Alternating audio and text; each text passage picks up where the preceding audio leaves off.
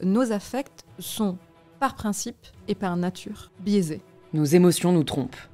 C'est en tout cas ce que défend Sama Karaki, docteur en neurosciences. Face à ce qui se passe dans le monde, la phrase même d'opinion publique ne m'intéresse plus. Ce n'est pas injuste d'appartenir à un privilège. Ce qui est insupportable, c'est de ne pas le réaliser. Comment les préjugés façonnent notre empathie? Comment celle-ci instrumentalise les guerres? Ça, pour ne pas parler des dizaines de milliers de civils morts, mutilés à vie, avec la destruction totale d'un tissu social, c'est-à-dire juste pour vous dire... Existe-t-il vraiment une dichotomie entre émotion et raison? Il faut prendre l'être humain, le mettre face à l'autre pour qu'il dise « Ah bah dis donc, hein, c'est un être humain comme moi finalement », pour qu'on arrive à cette empathie. La question c'est qu'est-ce qui fait qu'on a construit des sociétés dans lesquelles ça, t'es normal. Ça, en discutant avec toi, je me rends compte que c'est quand même principalement dû à un conditionnement et à une propagande. On la voit partout.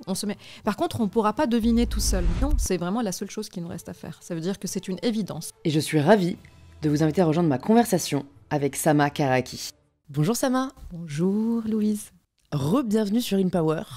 Je sais pas si tu sais, je sais pas si tu l'as dit, mais tu es la vidéo la plus vue de la chaîne d'InPower. Non, je savais pas. Ouais, voilà. Donc peut-être que les personnes qui nous écoutent te connaissent déjà, sinon je mettrai le premier épisode qu'on a fait ensemble dans la barre de description. Mais écoute, pour celles et ceux qui ne te connaissent pas encore, est-ce que tu peux te présenter de la façon dont tu le souhaites? Alors, je suis toujours docteur en neurosciences et franco-libanaise. Et je travaille aujourd'hui surtout sur des thématiques à l'intersection des sciences cognitives et des sciences sociales. Et donc principalement la biologie quand elle croise ou quand elle est forcée à croiser les sciences sociales et les sciences politiques aussi, on peut dire, avec des principes de création de discours et comment on est influencé ou comment on réagit émotionnellement au discours politique qui nous entoure. Comment est-ce que tu choisis sur quoi tu vas écrire? Parce que tu écris aussi. On a plutôt parlé de ton premier bouquin dans le dernier épisode. Là, on va parler de l'empathie et politique. Quand est-ce que tu te dis, OK, là, j'ai vraiment envie d'écrire un livre dessus, quoi? Parce qu'il y a tellement de sujets intéressants, notamment quand on est dans le domaine des neurosciences et des sciences sociales. Donc, ouais, qu'est-ce qui détermine pour toi l'écriture? Je pourrais peut-être mentir en disant que je me dis il y a une urgence, une nécessité d'expliciter ce sujet, mais ça ne se passe jamais comme ça. D'ailleurs, pour le dernier livre, c'est parti d'un autre sujet, et puis il fallait canaliser et choisir un angle. Un angle, et c'était celui de la politisation de l'empathie. Mais je pense que ça commence déjà par un exercice très personnel, qui est celui de répondre à une question que je me pose. Par exemple, pourquoi est-ce qu'on revient toujours à la question de l'empathie alors que l'enjeu est politique? Voilà, donc je pense que c'était quelque chose que je me posais. Et c'est de là que je vais commencer à chercher une réponse à ma question. Et je me dis, c'est tellement intéressant, il faut que je le dise aux autres, je pense. Vous savez, ça se passe comme ça. Et puis voilà, donc je commence toujours mon écriture par un long travail de recherche bibliographique qui ne cherche pas à aboutir nécessairement à un ouvrage, mais qui voilà, je rentre dans quelque chose et je l'explore à travers justement différentes disciplines. Donc je pense que pour résumer, ça part d'un désir de comprendre, qui est une forme d'urgence, de calmer une forme d'anxiété en moi, d'incompréhension, et qui se transforme en un désir de partager ce que j'ai trouvé. Je dirais ça comme ça. Quelles étaient tes intuitions, si on peut les appeler comme ça, avant d'écrire le livre sur ce sujet de la politisation de l'empathie? Et qu'est-ce que tes recherches t'ont amené à découvrir ou même à apprendre? La première intuition, c'était que... une fausse intuition, c'était qu'on fait un mauvais usage du terme et qu'on fait une mauvaise lecture du niveau d'approche qu'on devrait avoir face au conflit et face aux discordes par rapport à ce que nous avons par rapport à une situation donnée. Et j'étais en quelque sorte en fait irritée par le fait que le lexique affectif et émotionnel est celui qui est mobilisé pour parler de nos réactions à la mort et à ce que subissent les corps. Et en fait, je ne pouvais pas mettre le doigt sur ce qui m'irritait, Et j'étais aussi indignée par le fait que, comme beaucoup de personnes, indignée par le fait qu'il y a des corps qu'on ne voit pas mourir, qu'on ne veut pas voir mourir, et quand on voit mourir, ça ne mobilise aucun affect. Et je pense que l'écriture du livre et la recherche que j'ai fait autour m'a beaucoup apaisée. M'a beaucoup apaisée sur en fait la réalisation que les autres ne sont pas des monstres dépourvus d'affect, mais ils sont dépourvus de l'affect que je recherche. Donc dépourvus de la situation dans le monde qui leur permet de voir les choses comme je les vois. Et je pense que par rapport aux autres ouvrages, je reviens toujours à cette réalisation que à chaque fois je me la confirme pour moi-même, c'est que ce qu'on croit être universel, ce qu'on croit être une forme d'humanité que nous partageons, une forme de plus ou moins de sensibilité à la souffrance, en fait, j'arrive toujours à montrer qu'il est parfaitement construit, parfaitement façonné par les expériences que nous vivons et les expériences que nous sommes donnés de vivre par les médias et par les discours politiques. Donc je pense que je voulais confirmer une forme de vision que j'ai du fait que ce que nous pensons être très individuel et politique, mais j'avais un doute. Sur ce livre, j'étais aussi étonnée par ce que je lisais et par ce que je construisais comme pensée que les personnes qui le lisent. C'est vrai qu'on pourrait se dire de prime abord que l'empathie est innée plutôt qu'acquise. Tu vois, j'avais l'impression que c'était presque un trait de caractère. Mais en fait, ce que tu nous expliques, c'est que, bon, certes, il y a forcément un peu de ça, mais c'est surtout façonné par ce qui nous est donné à voir, à croire, à lire. Et donc, en fait, on peut presque sans s'en rendre compte, je ne sais pas si on peut dire subir notre empathie, mais en tout cas développer une forme d'empathie qu'on n'a pas choisie parce qu'elle a été instrumentalisée. Oui, et en tout cas, c'est une capacité, c'est une aptitude. Alors on l'appelle empathie, mais en fait, je peux l'expliquer autrement. Ça veut dire que c'est l'attention que je porte sur une personne. D'abord, il faut d'abord que j'ai de l'attention pour écouter, pour regarder ce qu'elle vit, et ensuite l'imagination, ce raisonnement abstrait que je vais faire pour me projeter dans ce qu'elle ressent ou ce qu'elle vit comme expérience, donc de ce qu'elle pense aussi. En fait, dans tout ce que je cite, c'est des aptitudes mentales de mémoire vive, d'attention, qui sont conditionnées par mon état. Ils sont aussi conditionnés par ce qui m'a été présenté. C'est-à-dire que si je ne vois jamais ta souffrance, je ne vais pas du tout porter mon attention là-dessus. Et donc, c'est quasiment logique que de voir que ma capacité de porter de l'attention, elle est déjà liée à ma fatigue, mais elle est aussi liée à où l'autre est et comment il m'est présenté. Donc, avant même de parler, si je veux avoir l'intention de me mettre à sa place, d'abord, il faut se dire où est-ce que je suis, dans quel état je suis. Est-ce que l'autre est face à moi? Est-ce que l'autre est présenté dans les médias comme un être humain? Est-ce qu'il est représenté dans la littérature, dans le cinéma comme un être humain? Et après, est-ce qu'il m'est présenté comme un être humain qui me ressemble, avec qui je peux m'identifier? Pas nécessairement proche, mais proche dans mes valeurs, proche dans mes expériences.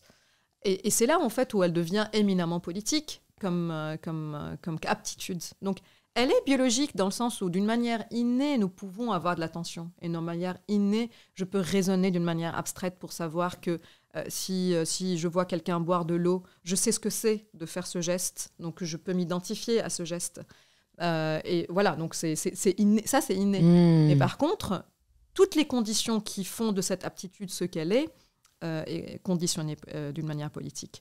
Et je pense que moi, ce qui m'a motivée pendant l'écriture, c'est de réaliser à quel point, comme tu disais très bien, on ne peut tellement pas se fier à ce qui nous a été présenté et à notre état.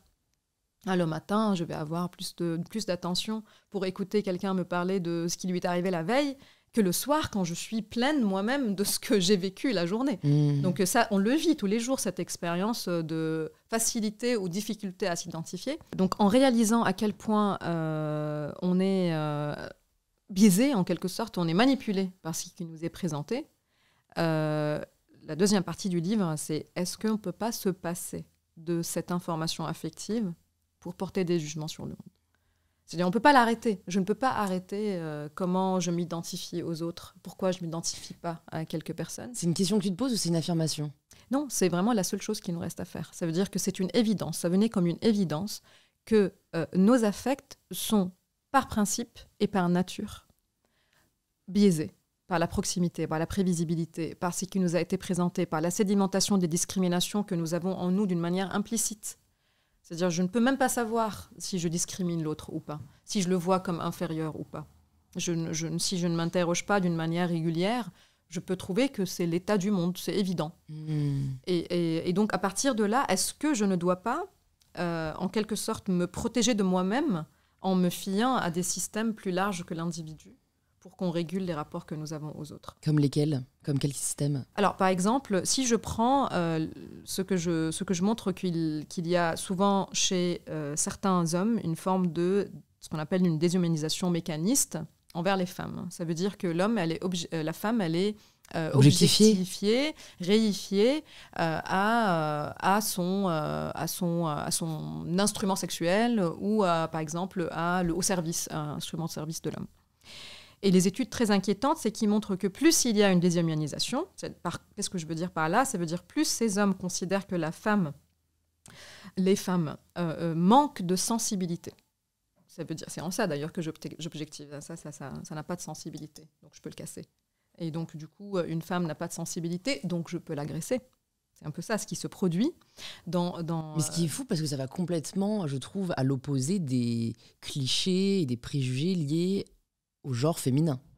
Elles sont très sensibles, elles pleurent, elles sont hystériques. Tu vois, c'est dans la construction. C'est intéressant parce que le principe de sensibilité n'est pas nécessairement la sensibilité affective, mais c'est sensibilité d'une forme de raisonnement sensible. Ça veut dire ce qui a d'ailleurs historiquement été associé plus aux hommes qu'aux femmes, que les hommes sont en capacité de complexité de l'intellect, alors que les femmes sont les philosophes aussi, avaient une forme d'échange intellectuel supérieur entre hommes, et les femmes étaient renvoyées à un rôle mécaniste, en quelque sorte, de reproduction, d'organisation du foyer, donc au rôle technique de l'organisation de la vie domestique. Et donc, en fait, tout en les considérant comme plus émotives, elles ne sont pas plus sensibles. Et on peut faire la même chose à la déshumanisation animale, dans lequel l'animal, en fait, il est plein d'émotions. Il est colérique, mais il n'est pas sensible. Et donc, il n'est pas sensible comme l'est l'être humain. Voilà, donc je lui enlève certains traits qui sont associés aux êtres humains raisonnables, civilisés. C'est en ça que l'idée de la sensibilité, il ne faut pas la confondre avec l'émotivité. Et quand on interroge ces hommes sur leur biais, sur leur vision de la femme, souvent, on se retrouve avec des personnes qui refusent le fait qu'ils soient sexistes. Et on le voit très souvent aussi. Quand on interroge des personnes qui sont des étudiants en médecine qui donnent moins d'analgésiques aux patients noirs sur leur biais raciste, qui est toujours basé d'ailleurs sur le fait que les Noirs auraient moins de sensibilité à la douleur, ces personnes disent je ne suis pas raciste. Je ne suis pas raciste et je n'ai pas donné autant d'analgésiques à l'adolescent noir à la sortie de l'opération chirurgicale parce qu'il n'avait pas exprimé la douleur de la même façon. Donc en fait, c'est une lecture, justement, par une fausse projection, donc une empathie défiante, que j'ai supposé que l'autre ne souffre pas autant. Et donc il est moins sensible. Et c'est pour ça que je me dis que est-ce que le projet que je propose, c'est d'aller dissoudre toutes les discriminations présentes en nous jusqu'à ce qu'on arrive à un traitement beaucoup plus égalitaire entre les humains, ou est-ce que on ne standardise pas la quantité d'analgésie qui est donnée aux adolescents au réveil d'une opération chirurgicale? Voilà. C'est ça. Est-ce que je vais attendre qu'il y ait une empathie envers les civils massacrés dans certaines régions du monde, ou est-ce qu'on ne doit pas se référer au droit humanitaire international? C'est-à-dire que c'est un peu de se dire que notre espèce, avec le fait que nous n'avons pas assez d'attention, avec le fait que nous formons l'image des autres par rapport à ce qui nous a été donné comme situation géographique, culturelle, politique, comme langue, comme langage utilisé pour décrire les autres. Quand on regarde la rapidité avec laquelle on crée un lien d'identification simplement parce qu'on a les mêmes cheveux ou parce qu'on aime le café de la même façon, on est aussi manipulé par notre environnement sur ce qu'on ressent envers les autres. On est tellement vraiment façonné par nos environnements que est-ce qu'on ne devrait pas sortir de ce qu'on peut proposer aux individus et plutôt que ça se termine sur une invitation à travailler l'empathie comme une forme de développement personnel dans lequel, en fait, j'arrive au fait que les personnes ne sont pas dépourvues d'empathie pour la développer. Ils ont de l'empathie envers ce qu'ils arrangent, envers les personnes qui leur sont proches. Donc c'est un projet individuel, affectif, et je ne pense pas qu'il faut qu'on pense le monde à cette échelle. Donc c'est presque une fatalité pour toi? C'est une reconnaissance de nos limites. De nos limites attentionnelles. Ouais. C'est une reconnaissance que nous n'avons pas accès à toute l'information. Et donc que les opinions que nous portons sur le monde sont tronquées. Et que, par conséquence, soit on va se référer à quelque chose qui vient réguler ces liens, soit on va vraiment chercher la connaissance. Ça, je trouve, c'est un projet beaucoup plus intéressant. Plutôt que je me dise, je ne sais pas pourquoi, mais j'ai plus d'empathie envers ces victimes que ces victimes, s'intéresser à l'histoire, s'intéresser au droit, s'intéresser vraiment à la connaissance. Donc sortir de la fainéantise intellectuelle que l'appel à la sphère affective produit. Mais donc ça repose uniquement sur la volonté personnelle. Parce que si je pense... Tu vois, si on prend l'exemple des hommes sexistes, je veux bien croire qu'il y en ait certains qui le soient inconsciemment ou en tout cas parce qu'ils ont reçu une certaine éducation. Mais si jamais ils ne se croient pas sexistes, qu'est-ce qui pourra les pousser à remettre en question leurs biais, leurs préjugés, leur sexisme? Et quels intérêts ont-ils à le faire? Alors là encore, je ne pense pas que le travail est individuel. Ok. Parce que...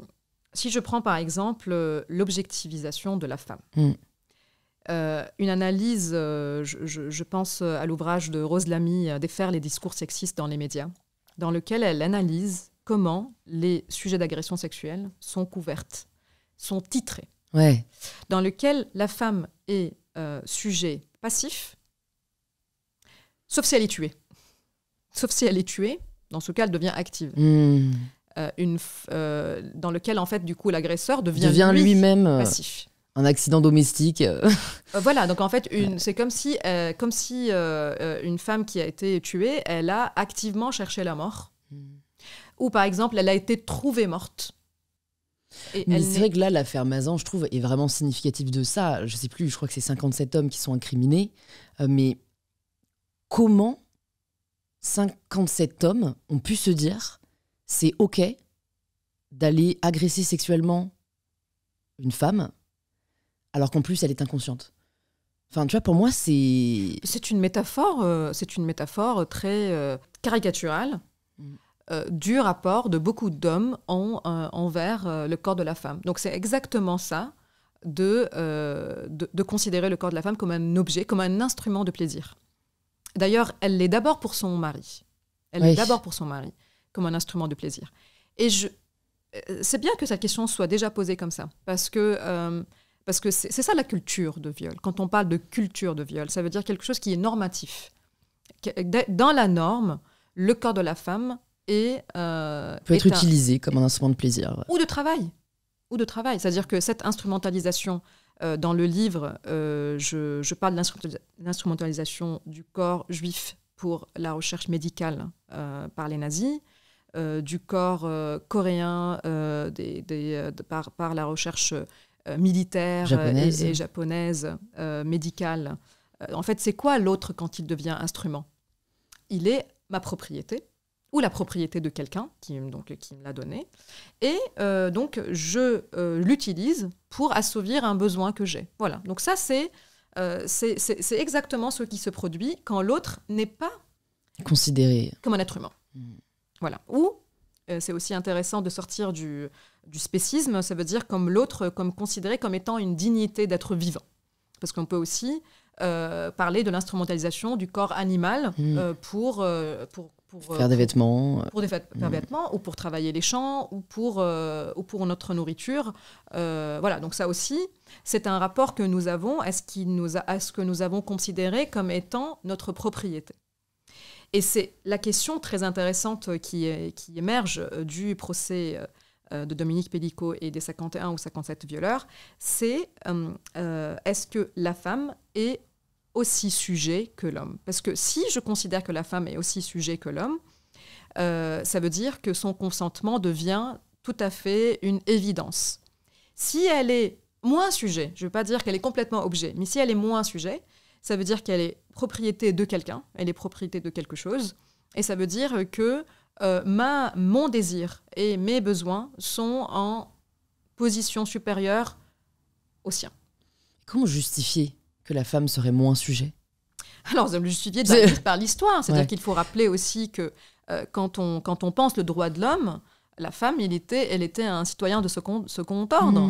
C'est-à-dire que pendant longtemps, et aussi c'est intéressant de rappeler cette idée de la sensibilité, parce qu'elle vient aussi de considérations austériques de l'infériorité intellectuelle de la femme. C'est-à-dire, il suffit de rappeler que Gustave Le Bon disait que il y a des cerveaux des races supérieures comme les Parisiens, parce qu'il pensait que les Parisiens étaient une race supérieure, dans lesquels il y a des cerveaux plus petits et qui sont plus proches des tailles de gorilles, et ce sont les cerveaux des femmes. Et ça, c'était issu des études de craniométrie, céphalométrie, dans lesquelles on mesure la circonférence du crâne pour élaborer pour une idée de ce que c'est le quotient intellectuel, en quelque sorte. Les tests du QI aussi sont venus, même la phrénologie, il y avait les bosses de la raison qui étaient plus associés au cerveau masculin.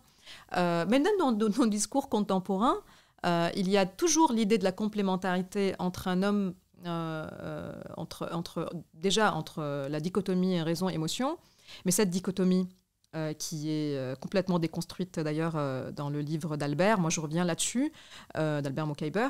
Je reviens là-dessus pour dire que cette dichotomie entre raison et émotion, qui est complètement sans fondement scientifique, parce que les émotions et la raison sont indépendantes du genre. Et aussi, surtout, sont en interdépendance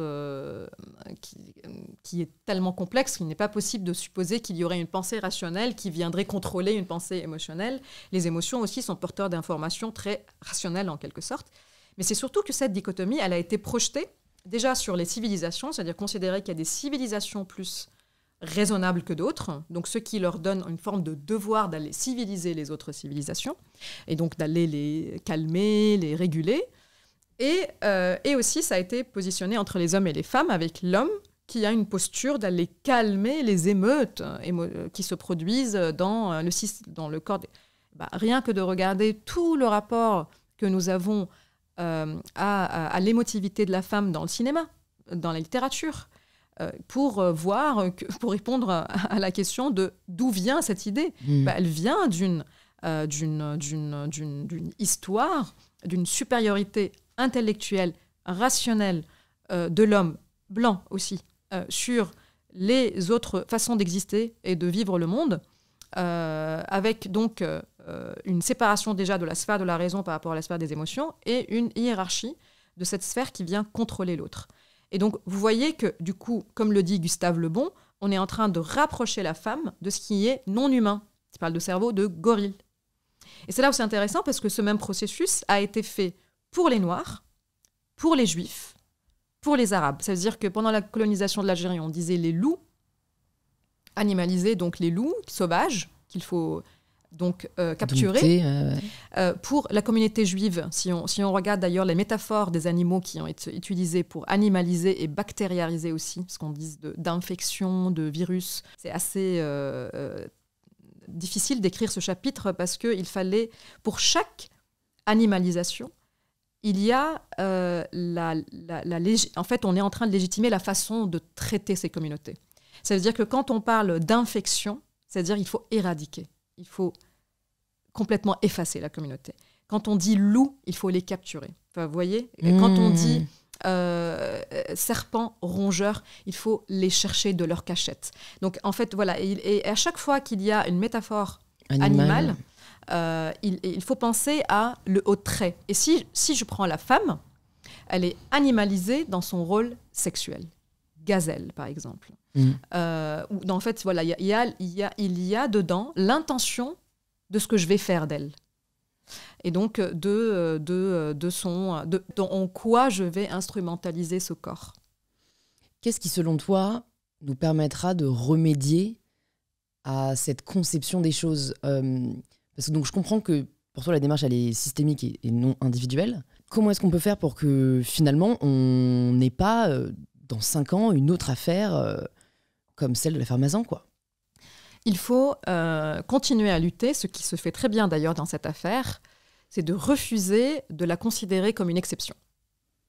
C'est de refuser d'en faire un fait divers. C'est le processus inverse qui se produit d'habitude. Ça veut dire un fait divers est utilisé pour dire qu'il y a d'une façon systémique des migrants qui violent nos femmes. Voilà. Donc ça, c'est partir d'un fait divers pour rendre systémique et dire que tout migrant est venu pour menacer la sécurité de nos quartiers et la sécurité de nos filles et de nos possessions. En revanche, pour l'affaire Gisèle Pelicot, toute la démarche, c'est de montrer que c'est une exception. Donc, c'est de montrer qu'on a affaire à un pervers et donc qu'il n'y a pas de culture de viol, qu'on y a affaire à un monstre. Et donc, et du moment où on tombe dans cette piège, exception, on ne va pas avoir la conversation qu'on est à avoir. Ça veut dire qu'est-ce qui a fait qu'on est arrivé à des hommes qui peuvent être nos frères et nos sœurs et nos cousins et les personnes à qui on dit bonjour et à qui on peut aussi avoir des relations très bienveillantes, que ces mêmes personnes, qu'est-ce qui fait que dans une société, il est permis d'instrumentaliser le corps d'une personne sans son consentement. Et c'est là la question qu'il faut faire.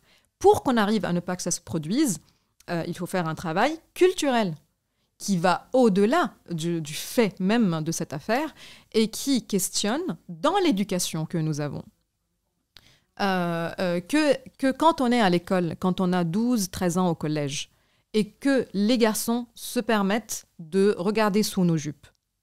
Ce que d'ailleurs, Dominique Pelicot, il a été arrêté parce qu'il regardait sous les jupes. Il y a un terme en coréen, c'est la molka. Et c'est un phénomène qui est très courant là-bas. Oui.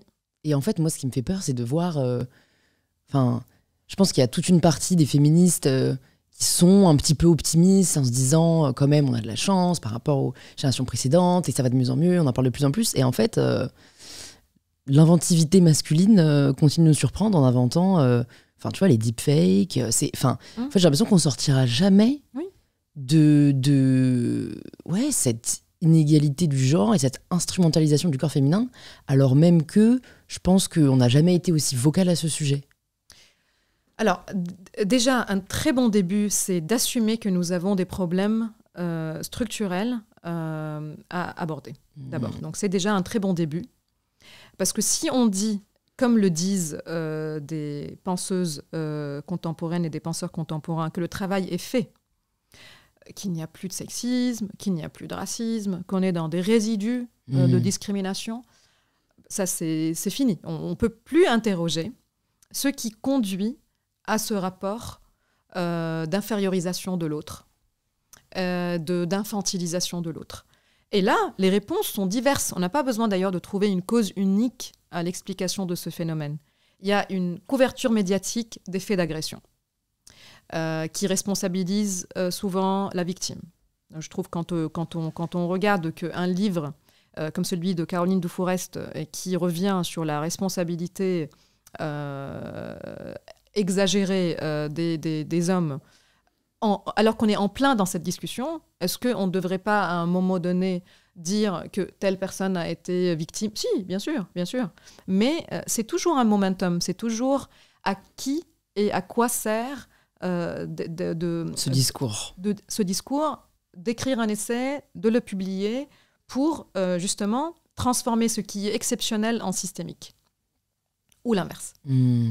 Voilà, en fait, il faut gagner la bataille du discours sur lequel on dit qu'on ne veut pas se débarrasser de nos hommes. Personne ne veut se débarrasser des hommes. Personne ne veut mettre tous les hommes dans la pièce de la honte. Par contre, il faut passer par un malaise, par un malaise assumé, dans lequel j'accepte, en tant qu'homme, de faire partie d'un système qui me met dans une position de domination. Est-ce que, en tant que valide, je ne me dis pas la même chose? Si, je me dis, je circule dans un monde qui est conçu pour ma circulation.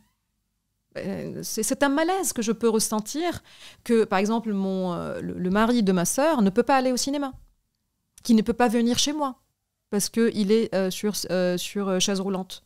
Est-ce que ça ne provoque pas en moi un malaise à chaque fois que je trouve des raisons pour ne pas aller moi-même leur rendre visite? Voilà, il faut juste que je vive avec ce malaise, que le monde est conçu pour les valides. Et si je suis un homme aujourd'hui, il faut que je supporte le malaise sans me positionner en tant que victime de ce malaise. C'est ça qui se produit. C'est-à-dire, est-ce que si le monde, il est conçu pour qu'on ne questionne pas tes gestes, ou en tout cas qu'on les questionne au moins? Est-ce qu'on ne peut pas l'accepter et l'assumer et dire qu'est-ce que je peux faire pour qu'on s'organise autrement?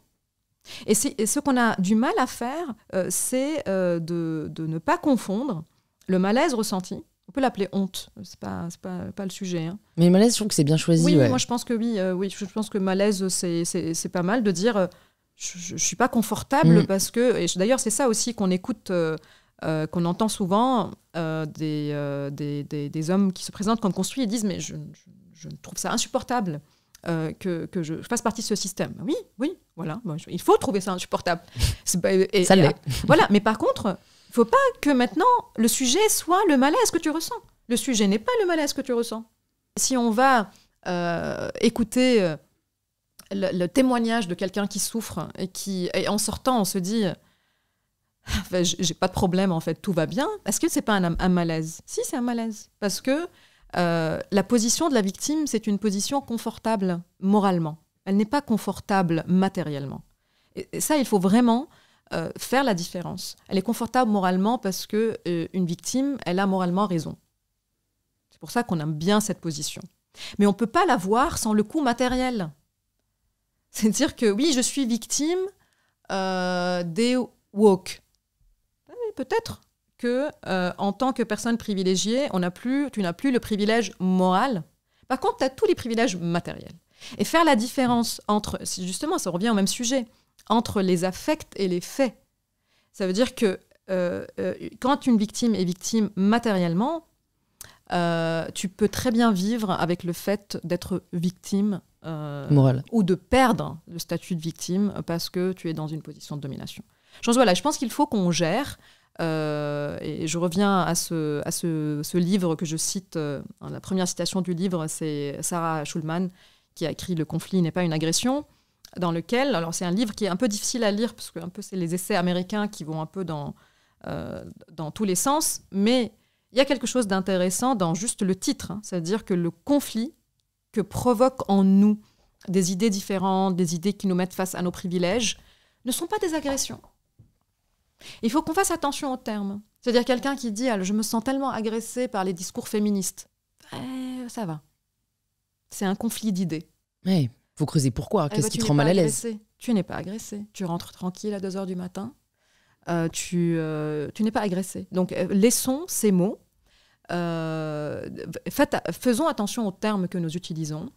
Parce que quand on dit cancel, en fait, qui est réellement cancel?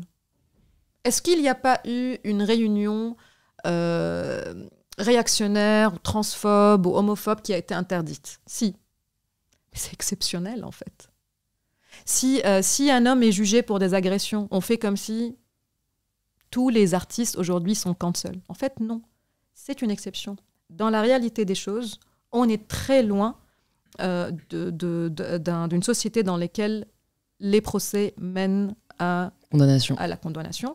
On est très loin qu'un artiste jugé purge sa peine ou même peine qu'il méritée. soit cancel culturellement.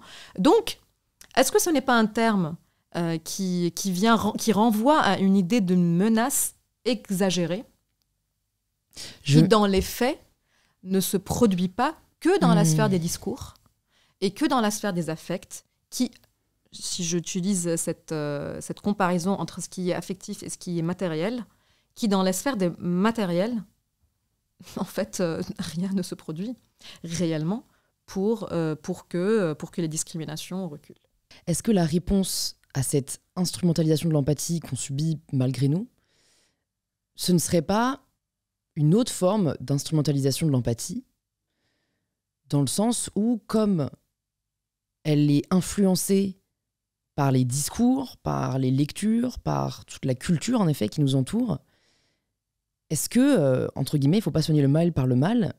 Et à ce moment-là, mais c'est là où, pour moi, la frontière est vraiment floue. À partir de quel moment on parle de propagande? Mais parce qu'en fait, je me dis, est-ce que la solution, ce n'est pas de manipuler d'une certaine manière l'opinion publique pour rétablir juste des faits qui nous paraissent évidents, mais qui permettraient de lutter aujourd'hui contre toutes les discriminations qui perdurent?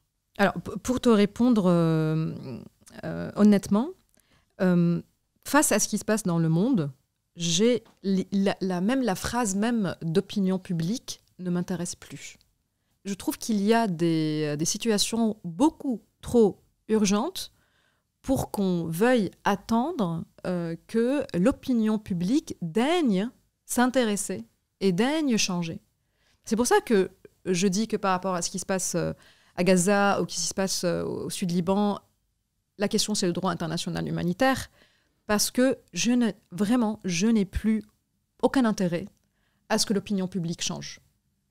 Je trouve ça très lent par rapport au risque court des êtres vivants dans leur complexité, qui attendent qu'une opinion publique change pour que peut-être au prochain vote, pour qu'on peut-être on ait une politique par rapport à la façon avec laquelle on gère nos affects dans une région du monde. Et en attendant, il y a tout un patrimoine qui est vieux de milliers d'années, qui est en train d'être détruit.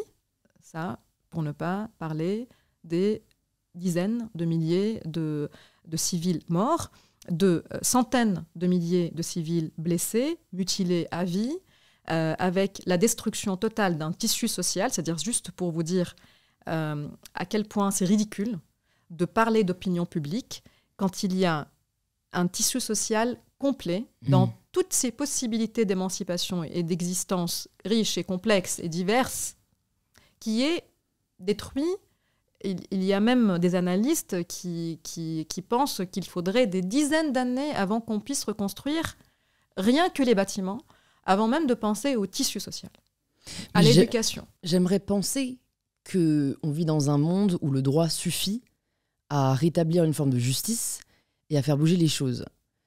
Mais force est de constater que c'est très souvent l'affect qui nous donne la motivation suffisante pour agir. Enfin, c'est comme ça que j'explique d'ailleurs l'attentisme aujourd'hui de la situation géopolitique. Oui, mais c'est pour ça que moi, je ne veux pas me fier à cet affect manipulé, manipulable, sélectif, pas du tout instruit, avec aucune volonté de s'instruire aussi.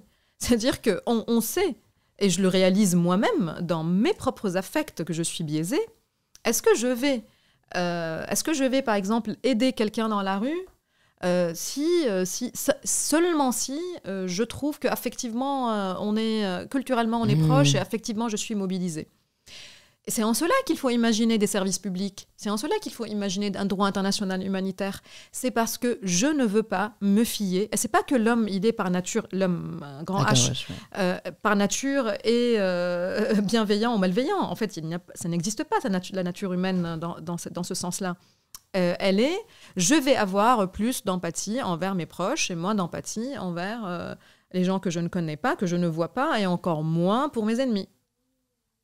Alors, du coup, les affects ne sont pas du tout une boussole morale qu'on peut imaginer pour construire des sociétés justes. Mais le problème, c'est qu'aujourd'hui, c'est ce qui les régit. En fait, moi, ma question, c'est comment est-ce qu'on peut switcher à un système où c'est le droit qui prime? Je sais pas si t'as la réponse, hein. Mais c'est la question que je me pose. S'il faudrait avoir un affect, ce serait celui-là. Ce serait s'indigner que le droit n'est pas appliqué. Et qu'il n'est pas appliqué d'une manière égalitaire. Et on devrait toujours trouver ça anormal. Et trouver ça... ce qui est le plus inquiétant, c'est qu'on n'est pas révolté je pense qu'on ne soit pas aussi révolté par ce qui arrive dans le procès Gisèle Pelicot, qu'on soit pas, que les hommes ne soient pas aussi révoltés par ce qui est dit sur elle, et qu'on ne soit pas aussi révolté que des crimes de guerre s'accumulent sans qu'on s'étonne et qu'on s'inquiète et qu'on s'indigne, qu'il n'y ne se produit rien. Il y a des choses qui se passent. Quand j'ai entendu parler du procès de Gisèle Pelicot, je me suis dit, ça va tout changer. Ça va tout changer. On vient de voir que des personnes de tous bords de la société ont pu ne pas dénoncer. Même, là, il faut rappeler que c'est le procès qui concerne les personnes qui ont agi. Mais il y a aussi toutes les personnes qui n'ont pas dénoncé. Il n'y a pas eu une dénonciation. Ça veut dire qu'on aurait pu vivre toute notre vie sans apprendre ce qui s'est passé à Gisèle Pelicot, qu'elle aurait pu mourir sans savoir ce qui lui est arrivé. Et ça veut dire, qu'est-ce qui nous arrive à nous toutes? Et moi, je me suis dit, ça va tout changer, ça va tout changer. Et en fait, on n'est plus étonné qu'on replonge dans un discours qui lui enlève son innocence, justement dans une entreprise aussi de jouer sur les affects, de dire que tu as posé nu. Ben oui. Et d'ailleurs, c'est très intéressant. Y a certaines voix qui se soulèvent en disant qu'il faut faire attention de ne pas héroïser Gisèle Pelicot. Et je suis complètement d'accord. Ouais. Qu'il faut qu'elle puisse, elle ou d'autres victimes, être complexes, être des filles qui agressent aussi peut-être un jour. Et alors, si on cherche la victime parfaite et si on cherche face à elle le monstre, on n'est pas en train de questionner la culture. Et donc ce qui m'étonne, c'est qu'on ne s'indigne pas. Il y a une forme aussi, ce que je dis dans le livre, une forme d'émoustillement.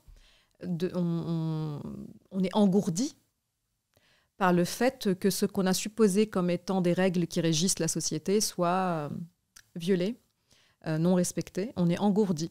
Donc, et je pense que s'il faudrait avoir un affect, ce serait celui de refuser de s'habituer, de vraiment refuser de s'habituer.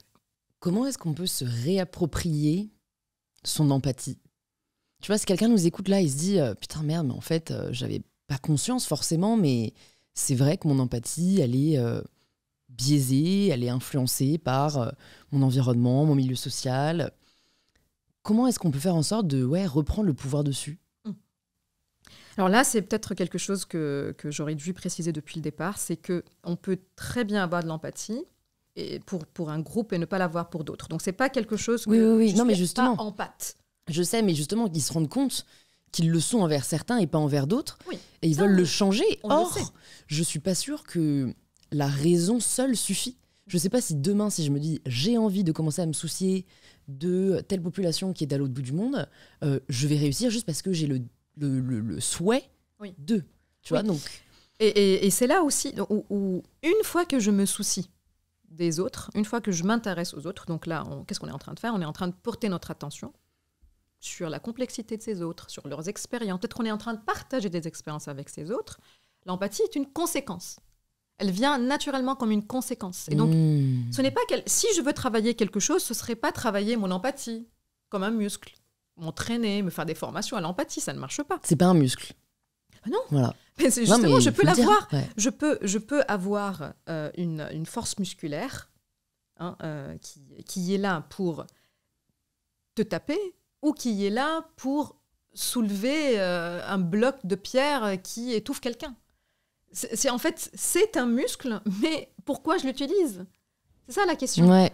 Je peux avoir une rapidité de capacité à m'identifier à l'autre pour l'aider ou pour le manipuler.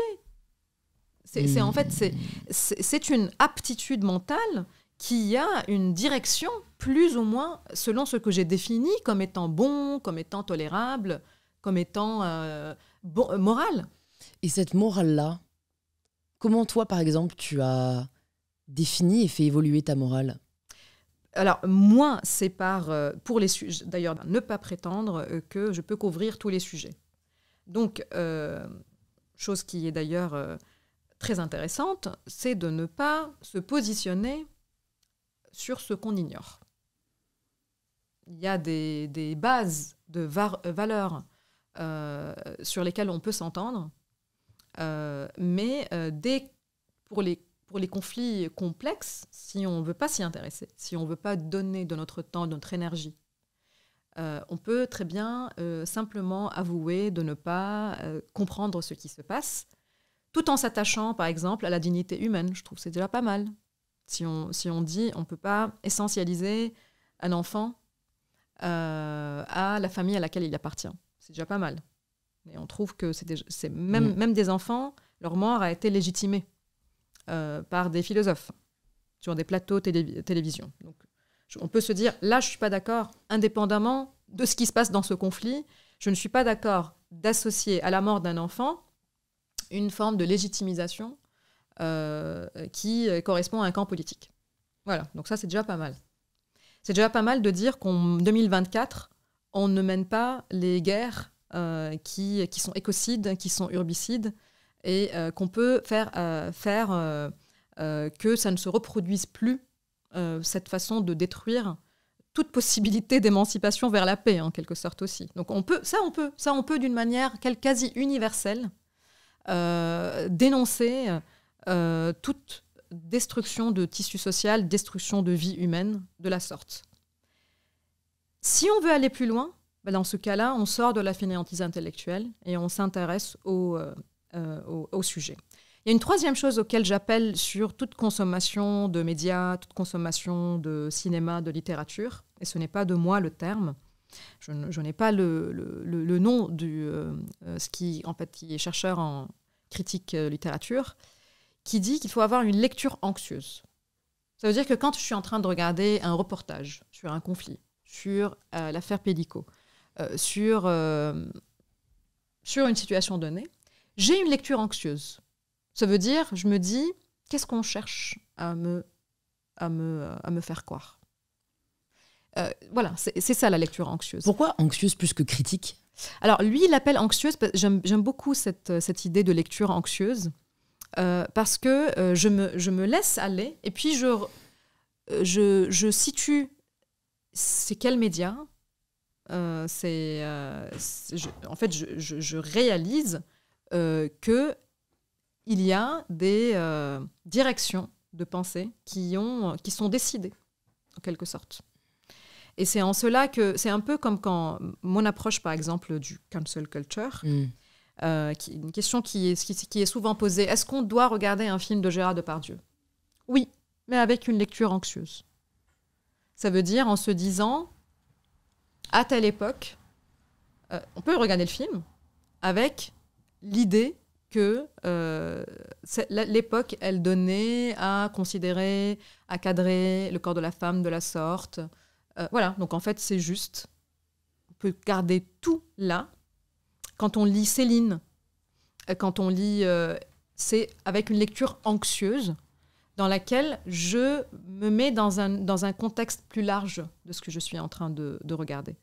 Voilà, donc c'est en fait... C'est compliqué de le faire, mais c'est...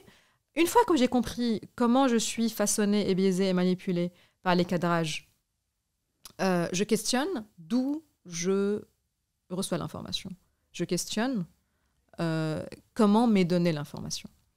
Et il y a beaucoup de personnes qui lisent le livre qui me disent, depuis que j'ai lu l'analyse des cadrages médiatiques, quand je regarde les infos, je vois la rhétorique, je vois la langue utilisée, je vois le temps donné aux paroles.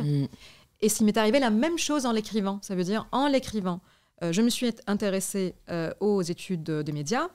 Je me suis intéressée à des reportages, par exemple, qui peut-être regardent des podcasts comme le tien, qui regardent les termes utilisés, le temps donné, Et en fait, je me suis mise à faire ça naturellement, à voir, à chaque fois que je regarde un reportage, à chaque fois que je vais au cinéma, à chaque fois que je regarde un documentaire, en sortant, je me dis, tel regard a été porté, tel personnage a été choisi pour couvrir cette... Et ce n'est jamais par hasard. C'est des choix implicites. On a fait un épisode, je mettrai dans la barre de description si vous ne l'avez pas encore entendu, avec Clément Viktorovitch, qui analyse les discours politiques. Et c'est vrai que je trouvais ça hyper intéressant parce qu'à partir du moment où on a une grille de lecture, on ne lit plus de la même manière. Pour le coup, c'est beaucoup plus empouvoirant. La pièce de théâtre de Clément, qui a un discours d'ailleurs de défense d'un homme politique accusé d'une agression sexuelle. Et c'est incroyable, depuis que j'ai vu cette pièce, le nombre de fois où je croise la même rhétorique dans la défense que prend un homme accusé d'agression sexuelle. C'est une fois qu'on s'intéresse à cette thématique précise qui est de comment l'opinion est formée et de comment mon opinion est formée, on réalise naturellement après qu'on peut détecter. Moi, le livre de Rose Lamy sur la couverture des discours médiatiques, c'est incroyable, ce que je ne voyais pas. Je ne voyais pas les tournures des titres. Rien que d'observer les titres de faits divers, c'est devenu, alors à force de voir des exemples qu'elle donne dans son ouvrage, je peux aussi citer le travail d'Edouard Saïd sur l'islamophobie par rapport à la guerre en Afghanistan. À chaque fois que je lisais un essai qui analyse un discours médiatique ou un discours culturel ou journalistique ou politique, après, ça devient quasi naturel de détecter l'instrumentalisation qui est à l'œuvre. Est-ce que tu as des amis qui ont, je ne sais pas si on peut parler d'empathie douteuse, mais tu vois, est-ce que tu t'es rendu compte que tu avais des amis qui vraiment étaient soit inconscients totalement de leurs privilèges, soit vraiment biaisés dans leur approche? Et si oui, est-ce que tu essayes de leur faire réaliser? Tu vois, je me demande... je sais que je pense à des personnes autour de moi, et dans cette réflexion de finalement, en effet, l'insuffisance de l'action individuelle, je ne sais pas à quel point ça vaut le coup de s'investir pour essayer peut-être de montrer à quelqu'un... peut-être les œillères qu'il a aussi par rapport à son empathie.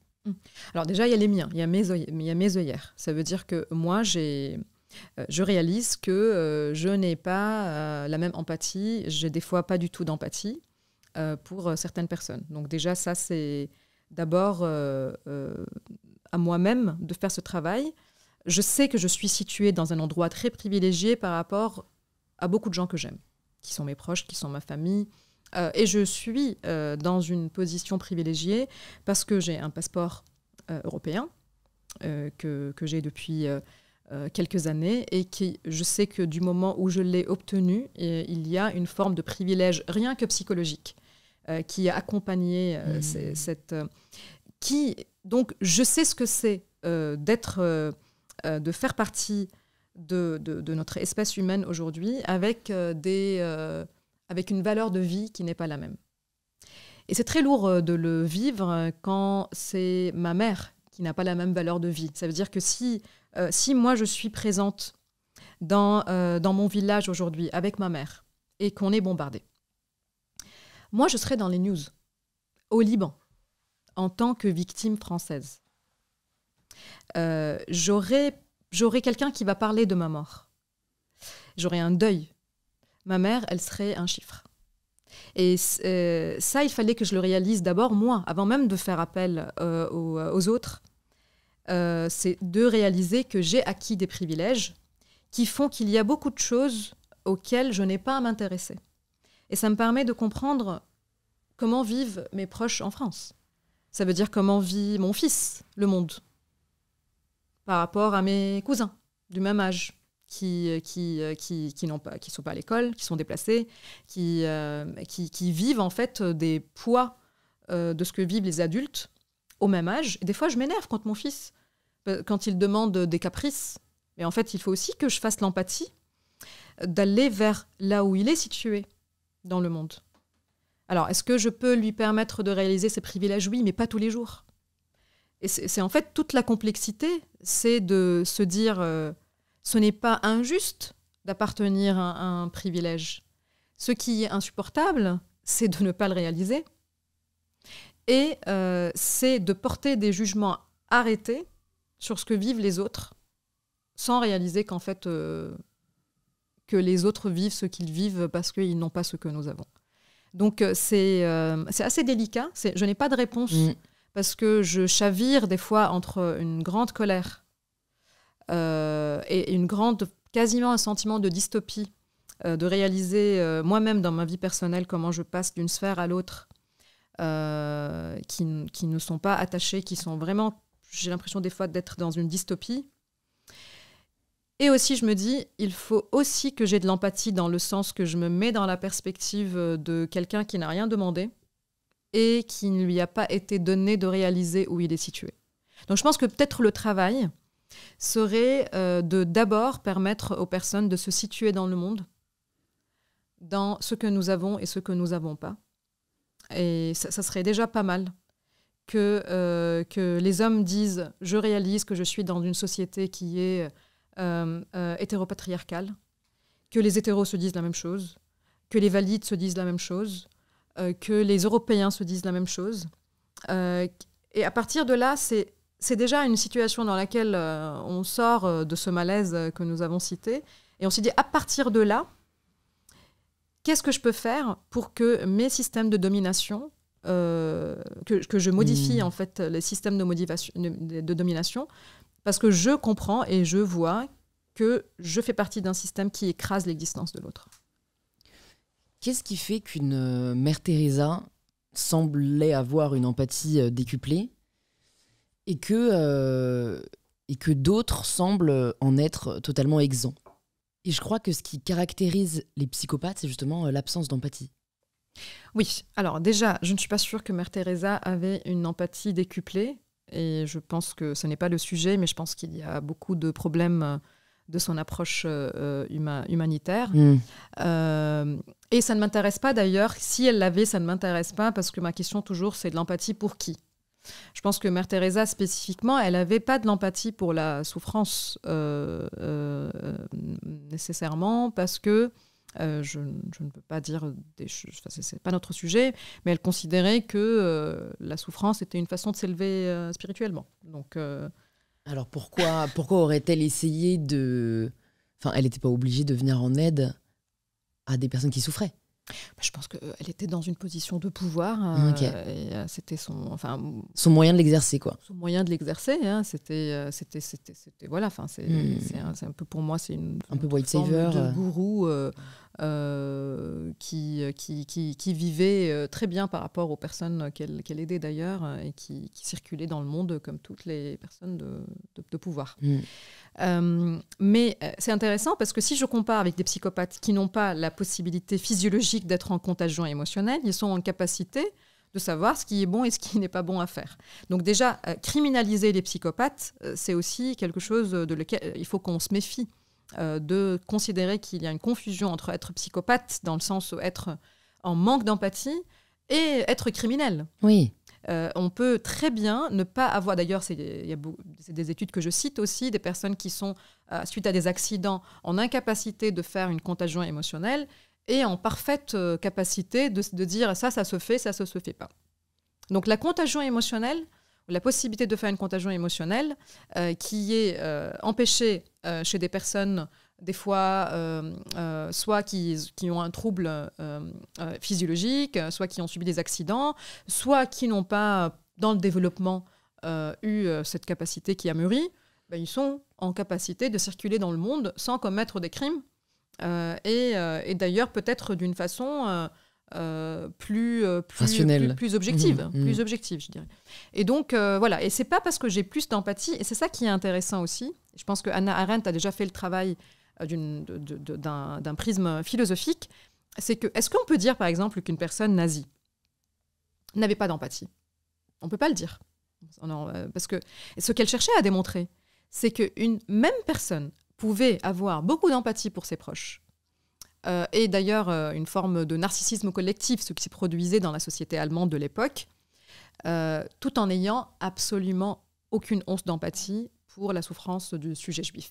Parce que ce qui se produisait, c'est que d'une manière parallèle, le sujet juif était déshumanisé et le sujet allemand il devenait une forme de super-homme. C'est-à-dire que là, il y a une surhumanisation et une sous-humanisation jusqu'à la déshumanisation totale. Et donc voilà, donc là, est-ce qu'on peut pas dire qu'on a plus d'empathie qu'on exprime, et d'ailleurs c'est aussi analysé, plus on est proche de nos proches, de notre cercle proche, moins on a d'empathie pour nos ennemis. Et donc c'est plus trop d'empathie pour qui et pourquoi. C'est à qui c'est dirigé, voilà. Et pas en soi. Voilà, et ça peut d'ailleurs s'inverser, ça veut dire plus je suis attachée à mon endogroupe ou mon groupe intérieur, et plus je peux devenir partisane, donc sympathisante, c'est ça aussi la définition de la sympathie, qui est considérée comme quelque chose de plus élevé que l'empathie parce que c'est émotionnel. Et en fait, c'est ça lié à la cause. Je suis sympathisant de quelque chose. Et donc, c'est Serge Tisseron qui explique très bien cette mauvaise utilisation que nous avons des termes. Compassion aussi, c'est compatere, ça vient aussi de la sphère affective et émotionnelle. Et dans la linguistique bouddhiste, ça a été considéré comme quelque chose de plus mature que l'empathie, alors qu'en fait, si on revient à la langue française, compassion, ça reste, on est encore dans la sphère des affects. De toute façon, pour moi, le projet, sortons de ce qui se produit dans ma tête, que Hannah Arendt le dit autrement, c'est-à-dire sortons de moi-même. Sortons de nous-mêmes, ouais. Sortons de nous-mêmes, et moi je me dis, mais sors de l'histoire que te raconte ta tête sur ce que vit l'autre et sur ses émotions. Et c'est aussi quelque chose que j'emprunte à Arendt, c'est rends visite à l'autre. Et quand je rends visite à l'autre, je ne suis plus chez moi, je suis chez toi. Et donc, qu'est-ce que je fais quand je suis chez toi ? Je t'écoute, je vois comment tu circules, je te pose des questions, donc je suis curieuse vraiment de ce que tu vis. Je ne suis plus en train de t'interpréter à travers ma maison. Donc voilà, je trouve ça beaucoup plus intéressant que de chercher à réparer ce que nous avons comme affect, de chercher à dire comment je peux activer l'affect chez l'autre. Je ne veux pas activer l'affect chez l'autre. Vraiment, je n'ai rien à faire de ce qui se produit dans la sphère affective des autres. Et même dans la sphère affective des groupes. Si on n'a pas le pouvoir, ça ne sert à rien. Ça veut dire, imagine qu'on est toutes indignées et tous indignés. Qu'est-ce que ça change ? Ça pousse à l'action collective. Et ben justement. Enfin, tu vois, c'est quand même comme ça qu'on a eu le droit de vote. La troisième partie de livre, c'est imaginons qu'on a fait le nécessaire et qu'on n'a pas de discrimination et qu'on a fait l'empathie d'une manière non sélective qui permet de s'identifier, de m'identifier au réel. Eh ben, elle nous fatigue parce que c'est un travail émotionnel. Donc, c'est un travail qui fait que j'ai l'impression d'avoir fait le nécessaire en m'indignant, en me révoltant. Et c'est quelque chose qui m'arrive à moi, des fois. Je me dis, je ne peux plus regarder des images de souffrance. Mais je n'ai rien fait, en fait. Qu'est-ce que j'ai fait ? Je regardais des images. J'ai partagé des stories.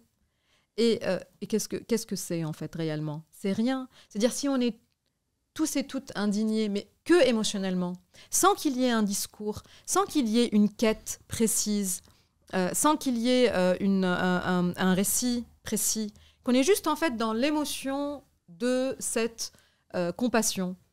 À quoi ça sert, en fait, finalement, pour l'autre ? Ouais, non, mais ça sert à rien, mais je me demande à quel point on peut agir si ça ne vient pas d'une émotion d'abord.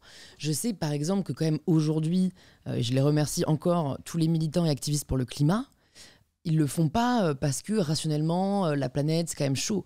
Ils le font, généralement, pour la plupart, parce qu'ils ont été touchés à un moment donné. Et je suis d'accord, mais c'est pas l'émotion de l'empathie. Je ne voudrais pas développer de l'empathie pour cette planète Terre. C'est pas ce qui pousserait à la mobilisation générale. J'aimerais pas. Okay. Parce que est-ce qu'il faut que je m'identifie pour que je fasse quelque chose ? Parce qu'empathie, ça veut forcément dire s'identifier. Il faut que je me mette à la place d'eux. Ouais. C'est-à-dire, est-ce qu'il faut que je croise toute la diversité de la planète pour me dire, ah bah dis donc, hein, c'est capricieux, je trouve qu'il faut que je puisse aimer les animaux qu'on protège. Parce que quand on regarde le rapport que nous avons aux animaux, ça passe aussi par une échelle, par une hiérarchie. Comment on fait ces études ? Je regarde ce qui se produit dans le cerveau ou simplement, je demande aux gens, si on a une crise dans laquelle il faut se débarrasser d'une espèce, ça sera laquelle ? Et on va voir ces chatons d'abord. On va les protéger les chatons avant les chats. On va protéger les chats avant les requins. Parce que les requins, on les a considérés comme étant hostiles et menaçants. Donc même dans ce rapport-là, on fait une hiérarchie qui est liée à combien on s'identifie et qu'est-ce qu'on préfère. Est-ce qu'on ne devrait pas se dire qu'on protège l'endroit dans lequel on est arrivé en vie sur cette planète, indépendamment de si je m'identifie aux plantes et aux animaux. Je ne trouve pas que ce soit le discours. Alors oui, il faut qu'on partage des expériences avec les personnes indiennes et noires pour que je puisse être en empathie envers elles. Et qu'est-ce qu'on fait des personnes qui vivent dans les zones rurales ?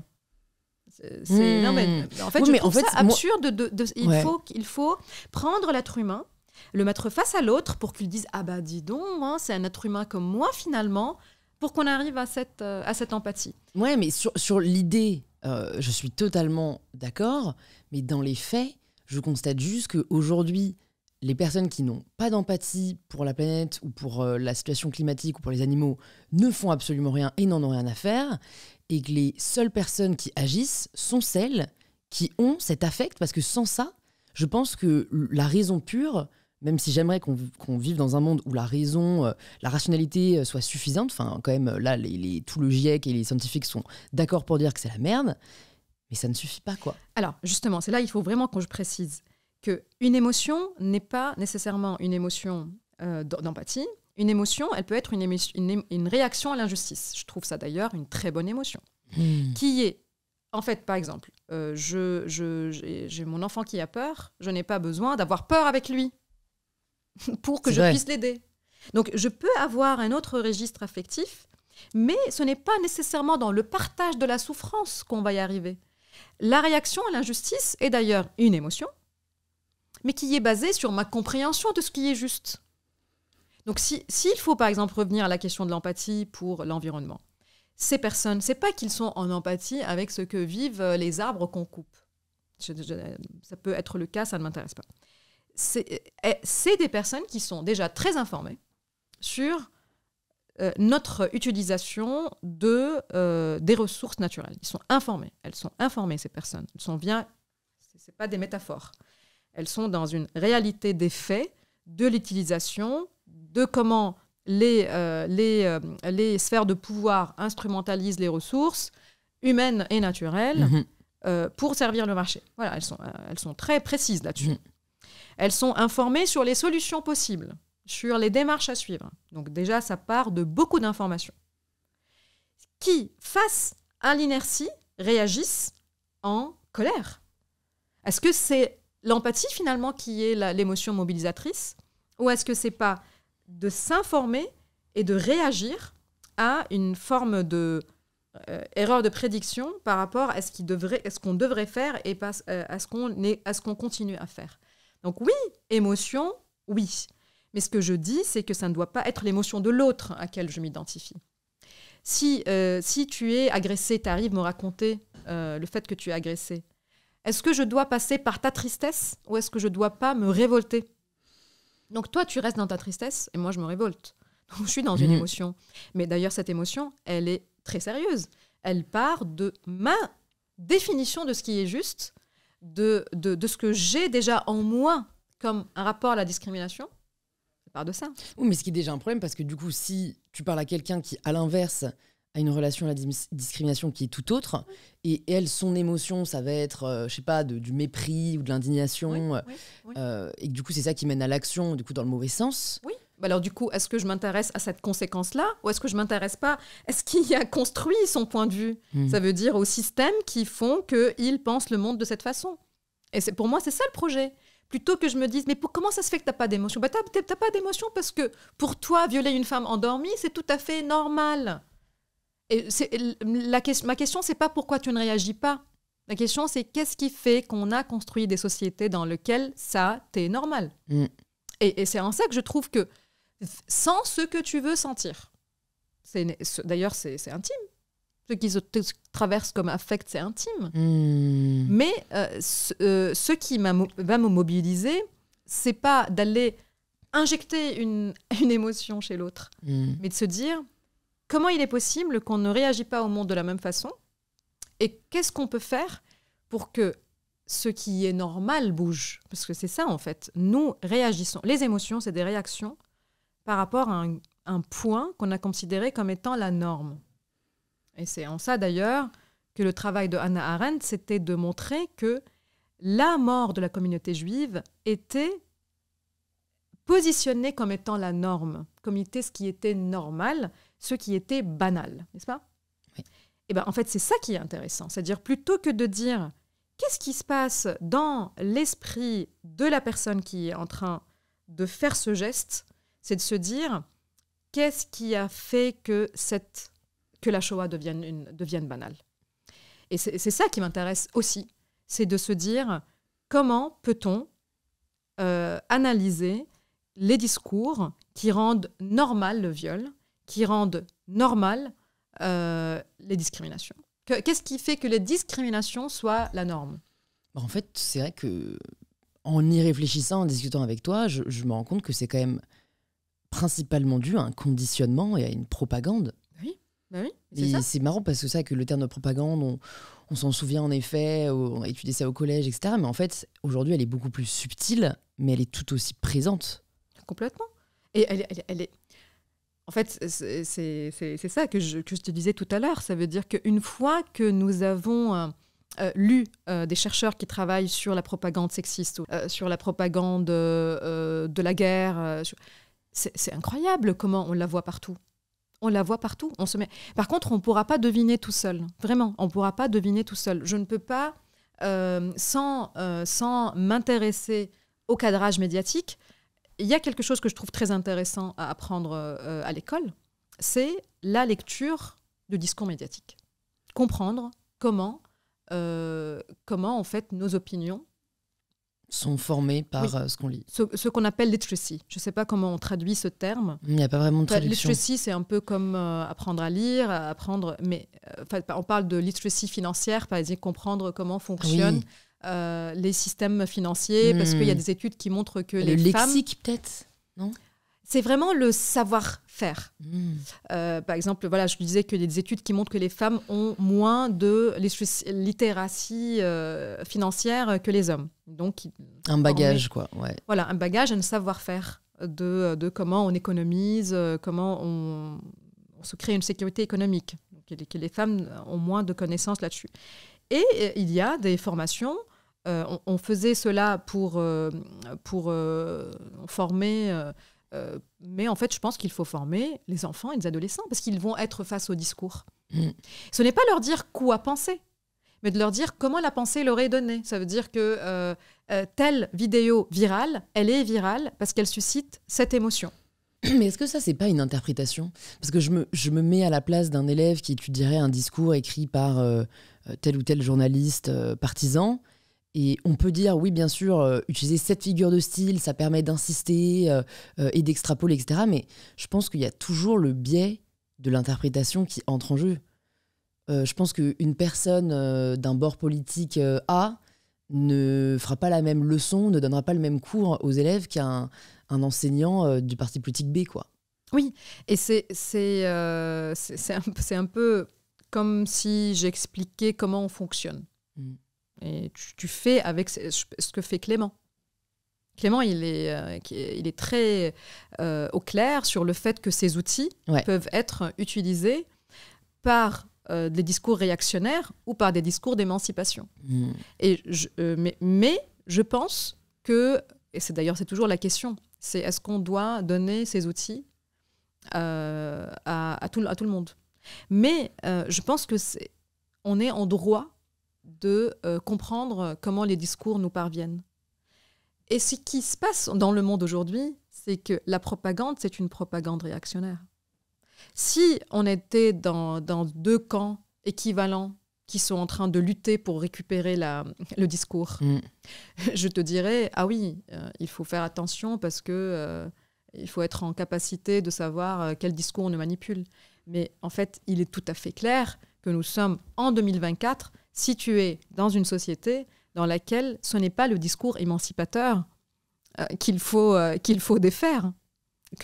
La norme aujourd'hui, c'est de protéger un ordre social qui utilise lui-même la propagande pour justifier son fonctionnement. Après, il faut se méfier des bulles de discours dans lesquelles on circule, qui sont en fait harmless, qui sont en fait ne changent rien vraiment quand j'entends par exemple une philosophe dire que il y a des groupes des réunions anti-noirs qui refusent d'inclure les blancs dans les entreprises.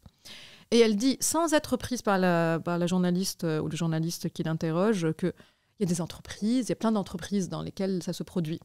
De quoi elle parle? Moi, je trouve que c'est ça qu'on entend en fait à la radio. C'est ça que j'entends moi quand je croise les problématiques de diversité au sein des entreprises. On a l'impression qu'on ne parle que de ça. Alors qu'en fait, en réalité, et c'est si je veux questionner ce qui se produit en réalité, il n'y a pas de menace du système en fait. Et d'ailleurs, il n'y a pas besoin. Il n'y a pas besoin de dire qu'on va faire maintenant les choses entre minorités. Ça n'a jamais été dit. Si des personnes qui appartiennent à une même forme de discrimination ont besoin de se réunir pour se retrouver et avoir un cercle safe, ouais. Bien sûr, c'est tout à fait. Mais c'est pas qu'ils se réunissent pour gérer la boîte. En fait, et de porter cette confusion par quelqu'un qui est très écouté, qui est best-seller dans ses ouvrages, dans une émission de radio, une des plus écoutées, je pense que rien que cet exemple-là peut nous donner une idée de là où se situe aujourd'hui la menace et l'exagération de la menace. Qu'est-ce que ça a changé en toi d'écrire ce livre? Qui était Sama avant l'écriture de ce livre et qui est Sama maintenant? Apaisé, peut-être plus apaisé. Je pense que je ne me pose jamais la question de qui est Sama. Je pense à mes états. C'est-à-dire qu'il y a des états...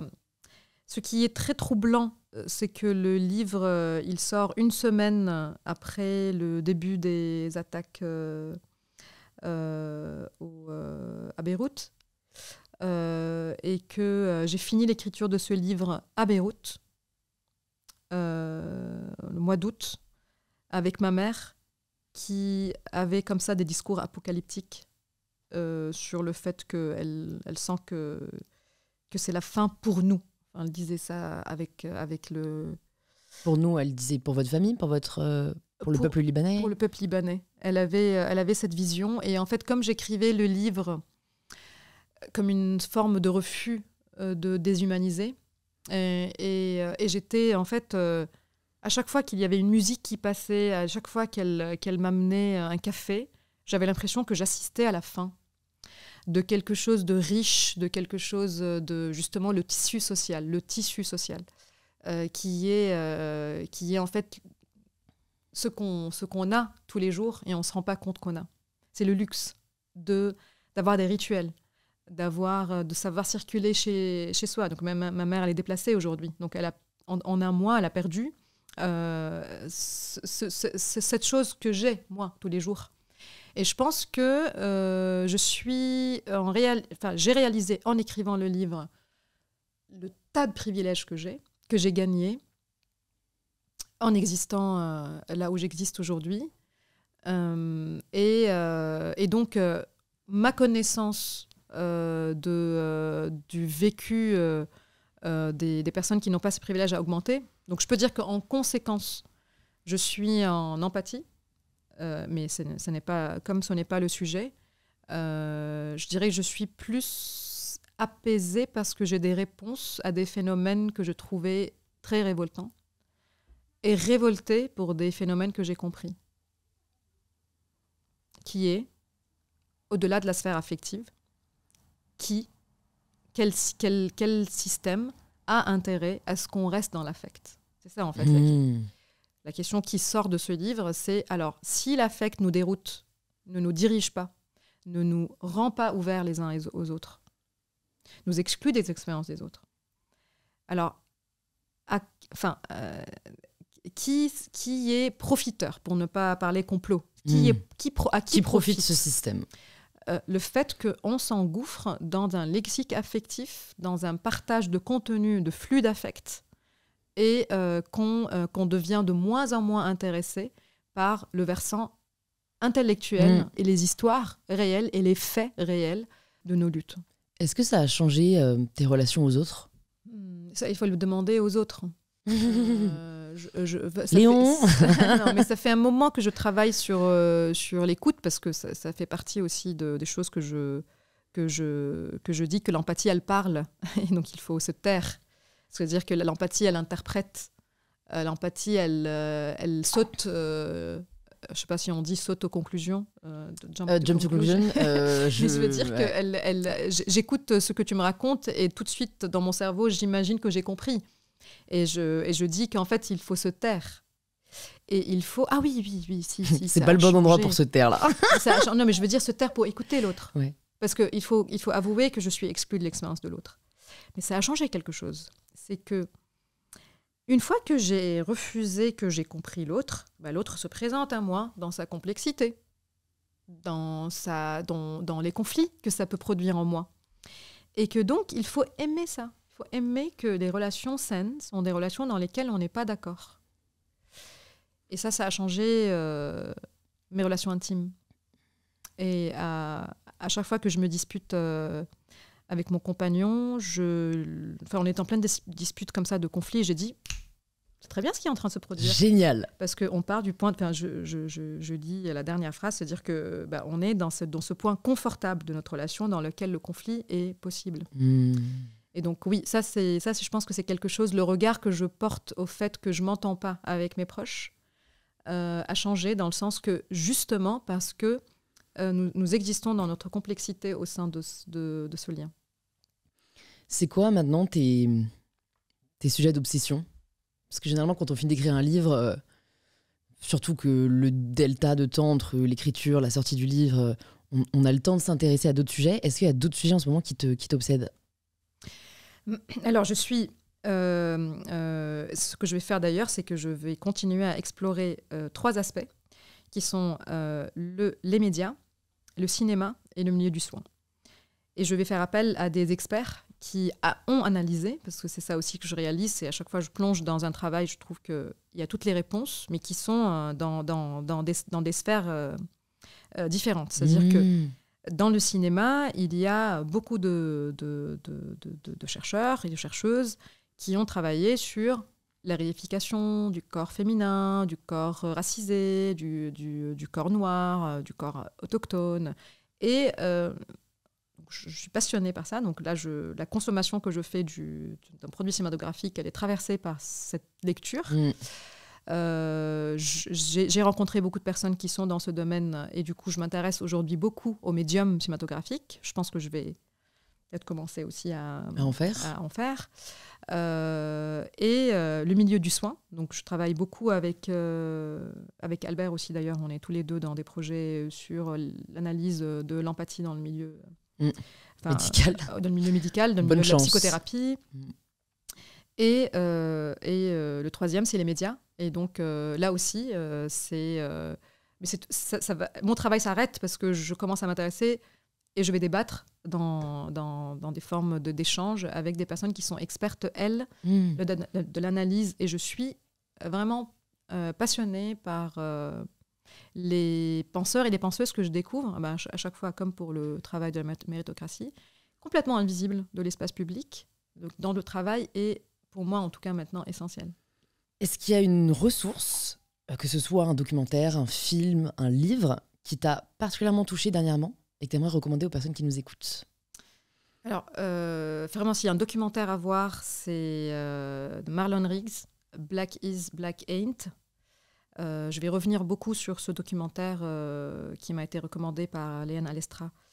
Donc, du coup, je peux recommander le livre qui est « Les hommes hétéros le sont-ils vraiment ?» et un livre qui est un peu une prolongation de la réflexion que j'ai eue sur la déshumanisation de Kautar Archi. Je pense que je l'ai. Parfait. Ainsi, L'animal et nous, qui vient de recevoir un prix Inrecuptible. Donc, j'espère qu'il sera un peu plus présent dans les médias. Je peux le sentir. J'ai un tic.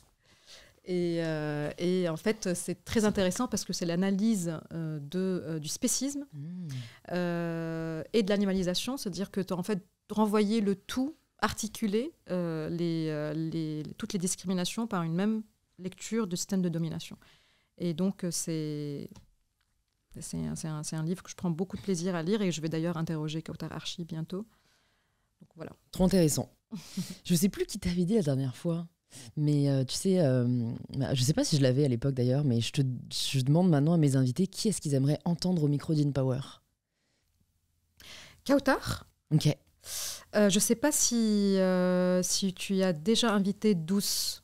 Non. Didombo. Ok. Qui est elle est extraordinaire. Elle est poétesse, essayiste, journaliste, qui a écrit À charge raciale. Elle a aussi écrit des recueils de poèmes. Et elle est... oui, je pense que j'aimerais en fait entendre... écouter un podcast de 1h30 pour l'écouter encore plus, parce que j'apprends toujours. Vraiment, j'apprends toujours. Elle a toujours des impensés que j'ai, que son travail me permet de découvrir. Et en plus du fait que c'est vraiment une personne qui maîtrise l'exercice de l'échange et du débat. Génial. Et j'ai ma nouvelle dernière question.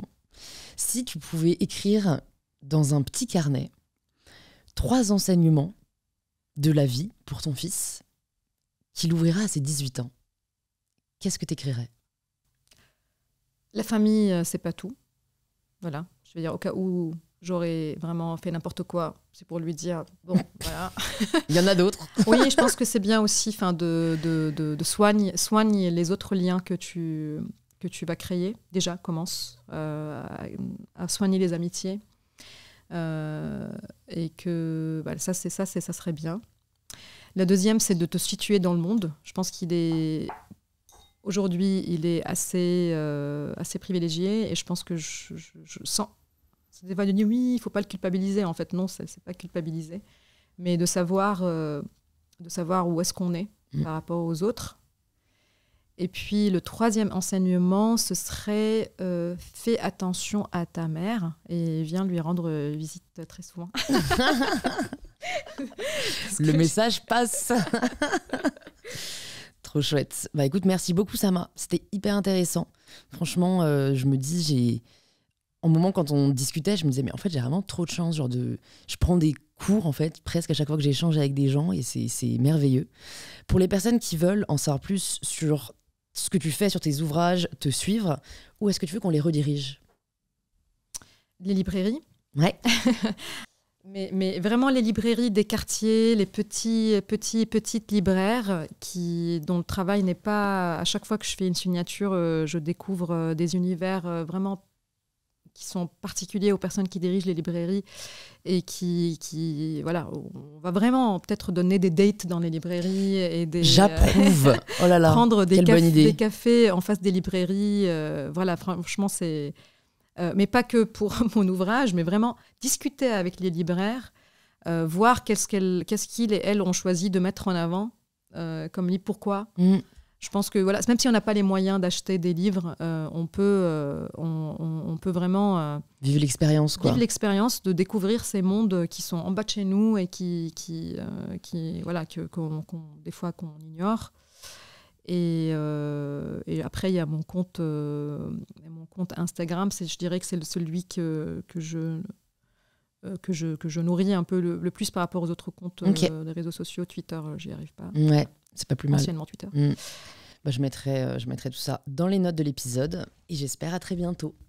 Merci Sama.